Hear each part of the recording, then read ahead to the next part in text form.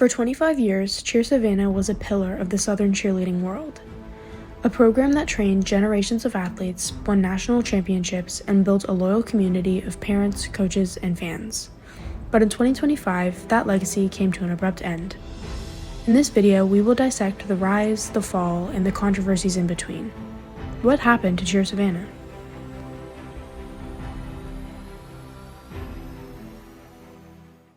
Cheer Savannah was founded in the year 2000 by Stephanie Britt in Savannah, Georgia. It quickly became one of the Southeast's most competitive cheer gyms, consistently fielding teams that competed at competitions like Cheersport, NCA, and even the Cheerleading Worlds.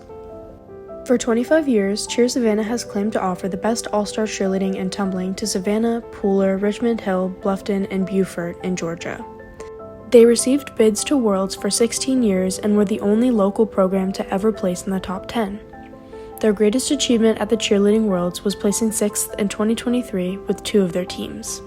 They had 3 Worlds teams, Lady Lace, Madam Pearl, and Ruby Red. Their most well-known team, Lady Lace, competed in small all-girl, medium all-girl, and large all-girl. Behind their bright and bubbly posts about athlete success, cracks were forming in the foundation. In 2016, a video surfaced showing Stephanie Britt, the owner and head coach, kicking her dog during a practice. The footage went viral in the cheer community, and Britt was eventually indicted on a misdemeanor charge of animal cruelty. The incident sparked outrage and led to wider discussions about emotional control, gym culture, and professionalism in youth sports. While Britt continued coaching, the trust within parts of the community was shaken. Many were outspoken on platforms like Twitter, or X now, if you will, and pushed for the owner to be banned from nationally run cheerleading associations like USASF. What nobody knew at the time was that what they were asking for was exactly what was about to happen. In 2023, Stephanie Britt, owner of Cheer Savannah, sued Megan Dwyer for allegedly reporting Stephanie Britt to USASF. She reported that Britt was acting inappropriately around children. Although this report was filed, Britt wholeheartedly disagreed with the claims made against her and viewed them as defamatory. She said that USASF had investigated the allegations without enough evidence, claiming that Dwyer's report was false and reputation-ruining. After the investigation was contracted by USASF, Britt was placed under temporary suspension. This didn't last too long, however, as a second investigation was conducted and USASF made the decision to permanently ban Stephanie Britt. Shortly thereafter, Megan claimed that Britt had continued to attend USASF competitions despite being banned, frequently interacting with young athletes, which is a violation of the Code of Conduct and Owner-Member Agreement once someone is banned. Just one day after she was put on the permanently banned list, she transferred her business to her husband, Danny Britt. Dwyer had started a GoFundMe to help with the legal expenses, where she also shared her thoughts. Megan said, "The owner of this gym has now sued me, the third-party investigation company, another local gym, and the owner of that gym, for defamation, libel, slander, and tortious interference." Dwyer ended up winning because she filed an anti-SLAPP, which is a legal mechanism that protects free speech and prevents individuals or organizations from being silenced by lawsuits. She won because Britt had failed to establish that she had communicated with USASF. Britt failed to evidence defamatory conduct on Dwyer's part, so her lawsuit was completely unsuccessful. With Britt's failure of a lawsuit and her permanent ban from USASF, Cheer Savannah, a program that once fielded top-placing Worlds teams, could no longer operate within the boundaries of competitive all-star cheer.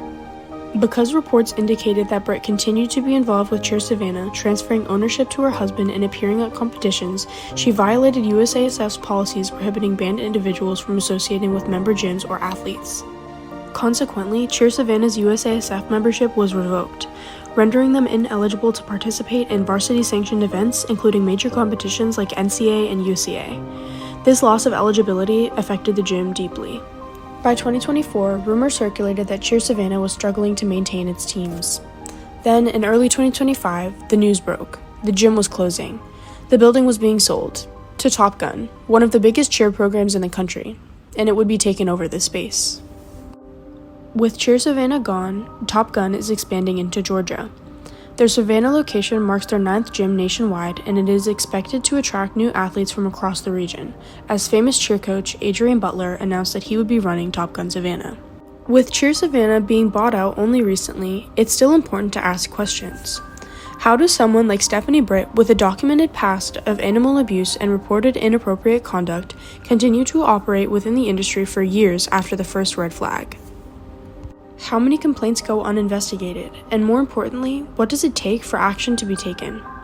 USASF is supposed to be the governing body for safety and conduct in competitive cheerleading, but its track record has been repeatedly called into question by athletes, parents, and even gym owners.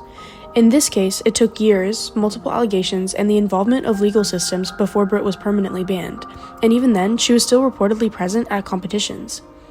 We're starting to notice a pattern, that it's not institutions that act first, but whistleblowers like Megan Dwyer. People who speak up and risk their own reputation, career, and money in legal fees. It's not hard to imagine that without these whistleblowers, many of the stories that have come to light never would have come out. Now, I think it's important to ask, are current safety policies enough?